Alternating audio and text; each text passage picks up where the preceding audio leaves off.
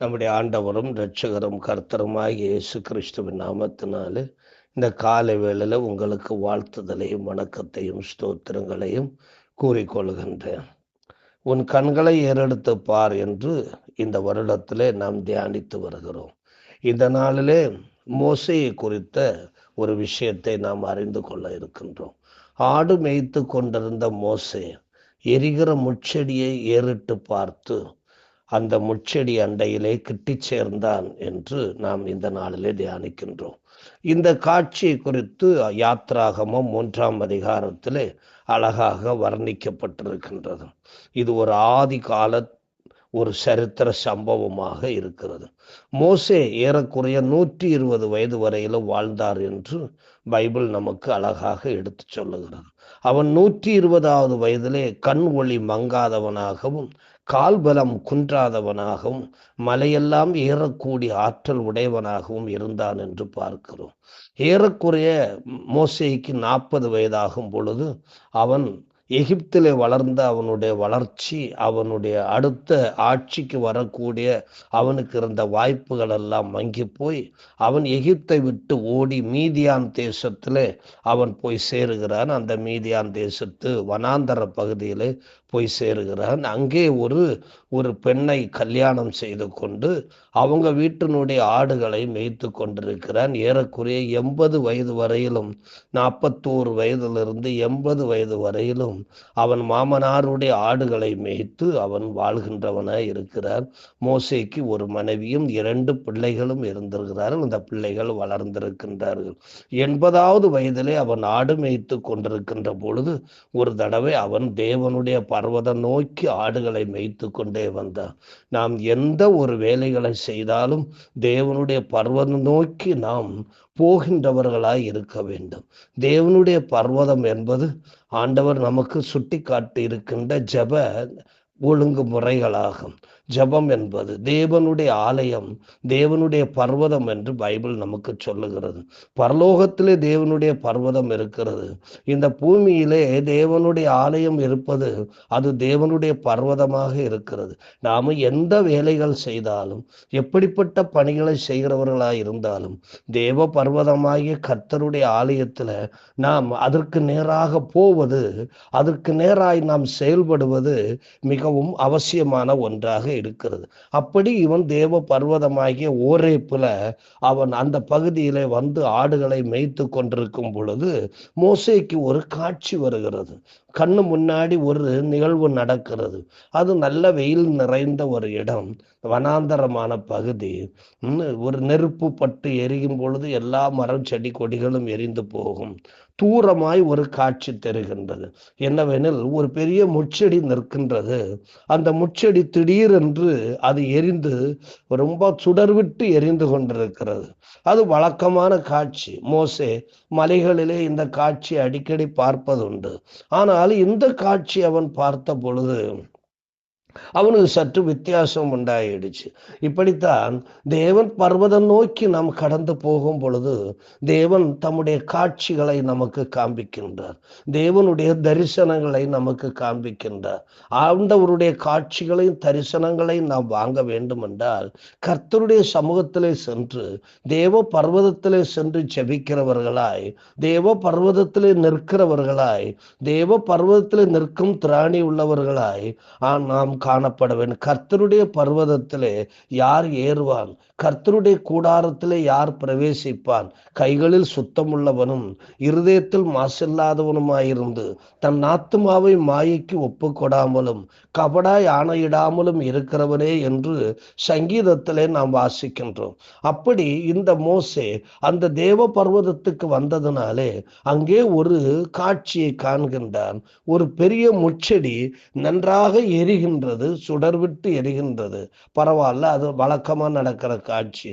ஆனால் அந்த செடி பிறகு அந்த காட்சி, அந்த நெருப்பு சுடர் விட்டு எரிந்த நெருப்பு அணைந்து விடுகிறது. ஆனால் அந்த செடி வெந்து போகவில்லை, அது எரிந்து சாம்பலாகவில்லை, அது பச்சை பசேரென்று திரும்பவும் இருக்கிறது.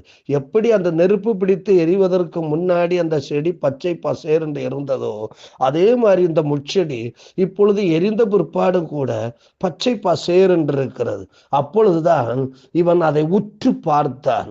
உற்று பார்த்த பொழுதுதான் அந்த தரிசனத்தை, அந்த காட்சி அவன் உற்று பார்த்த பொழுதுதான் செடி வெந்து போகாமல் இருக்கிற காட்சி அவன் கண்டான். நம்முடைய வாழ்க்கையிலும் கூட தரிசனங்கள் நமக்கு தரப்படும் பொழுது, அவைகளை உற்று பார்க்கும் பொழுதுதான் அந்த தரிசனத்துக்குள் தேவன் நமக்கு வைத்திருக்கக்கூடிய மகத்துவமான செய்திகளை நாம் காண முடியும்.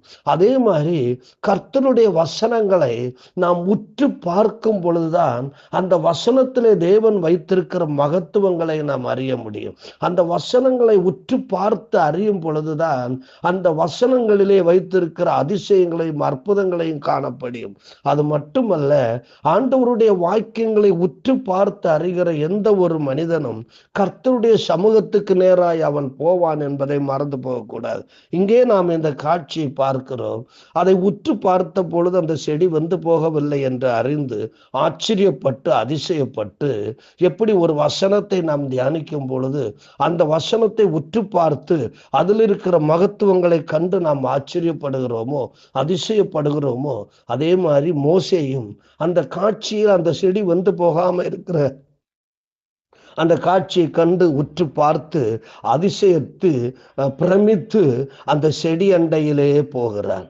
அந்த செடி அண்டையில் அந்த நெருப்பு எரிந்த அந்த செடி பக்கத்தில், முட்செடி பக்கத்தில் மோசே கடந்து போகிறார். அதே மாதிரிதான் ஆண்டவருடைய வாக்கியங்களை உற்று பார்த்து அறிகிற ஒவ்வொரு தேவ பிள்ளைகளும் கர்த்தருடைய பர்வதத்திலே சென்று ஜெபிப்பதற்கு கடந்து போகிறார்கள். ஆண்டவருடைய வாக்கியங்களை உற்று பார்த்து அறியாதவர்கள் கர்த்தருடைய சமூகத்தில் ஜெபிக்க போகமாட்டார்கள். கர்த்தருடைய வாக்கியங்களை பார்த்து அவைகளில் இருக்கிற அதிசயங்களையும் அற்புதங்களையும் தன்னுடைய வாழ்க்கையில சொந்தமாக்கி கொள்ள வேண்டும் என்றால் கர்த்தருடைய சமூகத்தில் போய் ஜெபிக்க வேண்டும் என்பது மிக முக்கியமான ஒரு அவசியம். அப்படி பண்ணும் பொழுதுதான் அந்த வசனத்தை உற்று பார்த்ததனுடைய மகத்துவங்கள், அதிசயங்கள், அற்புதங்கள் நம்முடைய வாழ்க்கையில உண்டாகும். இங்கே மோசே கிட்டி சேருகிறான். அந்த செடி அண்டை கிட்டி சேரும் பொழுதுதான், அப்ப அதை உற்று பார்த்த பொழுதுதான் செடி அண்டை அவன் போவதற்குரிய அந்த உணர்வுகள் வருகிறது. நாமும் வசனங்களை உற்று பார்க்கும் பொழுதுதான் கர்த்தருடைய சமூகத்தில் போய் ஜெபிப்பதற்குரிய உணர்வுகளும் அந்த வாஞ்சையும் தவிப்பும் எண்ணங்களும் வரும். அதே மாதிரி மோசேக்கும் இங்கே வந்தது. அவன் அழகாக அந்த செடி அண்டை பக்கம் போகிறான். என்ன இது அதிசயமான காட்சி, இதை பார்க்க வேண்டும் என்று போகும் பொழுதுதான் கர்த்தருடைய தூதனை, ஆண்டவருடைய சத்தத்தை அவன் கேட்கிறான்.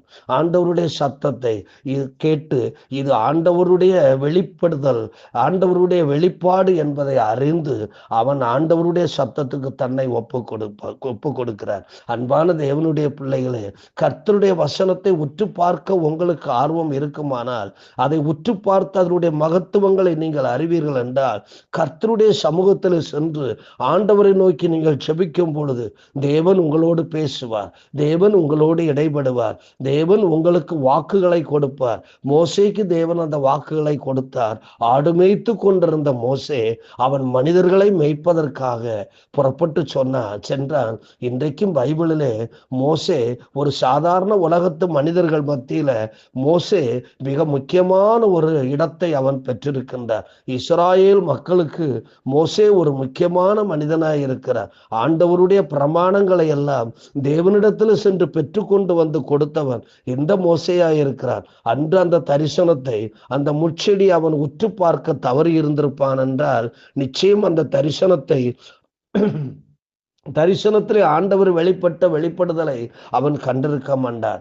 ஆண்டவருடைய வெளிப்படுதலை நாம் காண வேண்டும் என்றால், ஆண்டவருடைய தரிசனங்களை நாம் காண வேண்டும் என்றால், ஆண்டவருடைய மகத்துவங்களை நாம் அறிந்து கொள்ள வேண்டும் என்றால், ஆண்டவருடைய சமூகத்துக்கு நேராய் கடந்து போக வேண்டும்.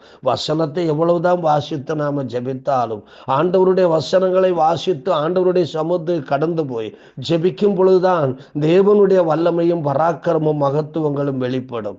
ஆகையினாலே தேவனுடைய பிள்ளைகளாகிய நாம் வசனத்தை உற்று பார்த்து ஆண்டவருடைய சமூகத்தினராய் புறப்படுவோம். தரிசனங்கள் நமக்கு ஆண்டவர் கொடுக்கும் பொழுது கூட அந்த தரிசனத்துக்குள்ளே தேவன் வைத்திருக்கிற விஷயங்களை உற்று பார்த்து அறிந்து அதற்கேற்றபடி செயல்படுவதற்கு நாம் வாஞ்சை உள்ளவர்களாய் இருக்க வேண்டும்.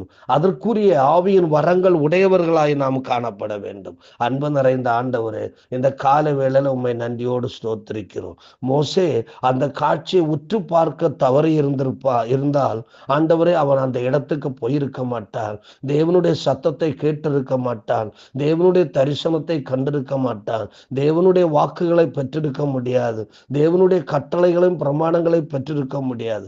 ஆனால் ஒரு ஆடு மேய்த்து கொண்டிருந்த ஒரு சாதாரண மனுஷன் அதை உற்று பார்க்க ஆண்டவரை அவன் தீர்மானித்த போது, ஆண்டவரே அவன் அந்த நெருப்பு அண்டையில போய், அந்த செடி அண்டையில போய் தேவ தரிசனத்தை உண்மையாகவே நெசமாகவே தேவனுடைய சத்தத்தை கேட்டு தேவனுடைய ஆண்டவர் வாக்குறுதிகளை பெற்று இஸ்ராயேல் மக்களை மீட்டெடுப்பதற்காக எகிப்துக்கு தன் குடும்பத்தோடு கடந்து போனான் என்று ஆண்டவரை நாங்கள் பார்க்கிறோம். அவ்விதமா நாங்களும் ஆண்டவருடைய வாக்கியங்களை உற்று பார்த்து, எங்களுக்கு கொடுக்கப்படுகிற தரிசனங்களை உற்று பார்த்து, தேவன் அதிலே வைத்திருக்கிற மகத்துவங்களை அறிந்து கொள்ள உம்முடைய சமூகத்தை நாங்கள் ஆண்டவரை தரிசிக்க எங்களுக்கு உதவி செய்யும். இயேசு கிறிஸ்துவின் மூலம் கேட்கிறோம். இரக்க நிறைந்த பரமபிதாவே, ஆமேன். God bless you.